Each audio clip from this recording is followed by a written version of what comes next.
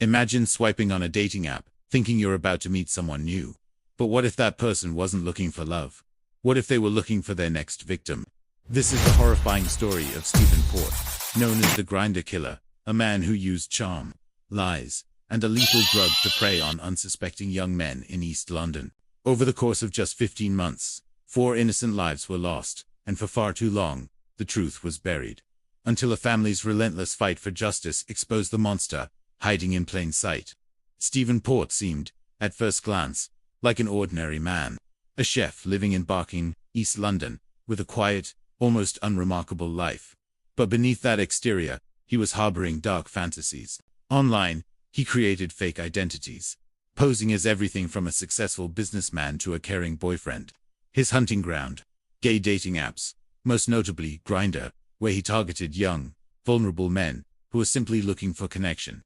In June 2014, his first victim, 23-year-old Anthony Walgate, was lured to Port's flat under the pretense of a date. Anthony had no idea that Port had spiked his drink with a dangerous dose of GHB, a sedative drug often referred to as the date rape drug. When Anthony died, Port panicked. He dragged his body outside his building and called the police, claiming he had just found the young man collapsed. Investigators at the time believed Anthony's death was a simple overdose.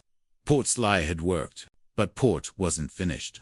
Only months later, in August 2014, he met 22-year-old Gabrielle Kovari.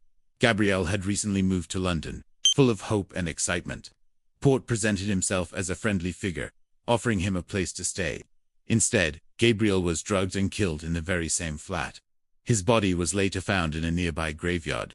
Again, police did not treat it as suspicious. Just weeks later, another young man fell into Port's trap. 21-year-old Daniel Whitworth. His body was discovered in the same location as Gabriel's. Shockingly, police ruled Daniel's death as suicide, after finding a suspicious note nearby. A note written by Port himself, designed to frame Daniel as responsible for Gabriel's death. The note claimed Daniel had accidentally killed Gabriel, and was now taking his own life out of guilt.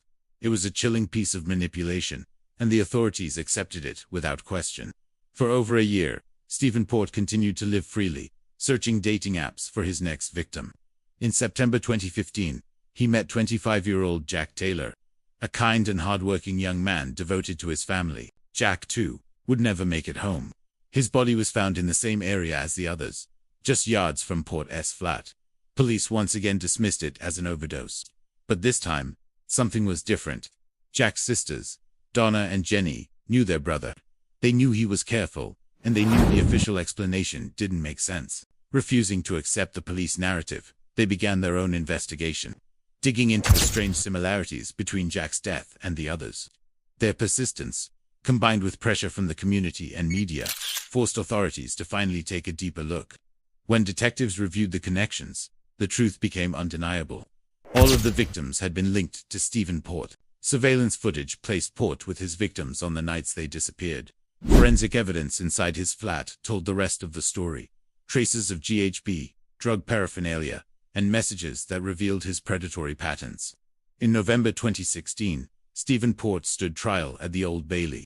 The court heard the full, horrific details of his crimes: the drugging, the manipulation, the staging of scenes to avoid suspicion. Jurors learned how he had taken advantage of vulnerable men, exploiting trust and intimacy for his own twisted desires. The verdict was clear. Port was found guilty of 4 murders, as well as multiple rapes and sexual assaults. He was sentenced to life imprisonment, with no possibility of release. But the case didn't end there. Port's crimes also shone a harsh light on the police failures that had allowed him to keep killing.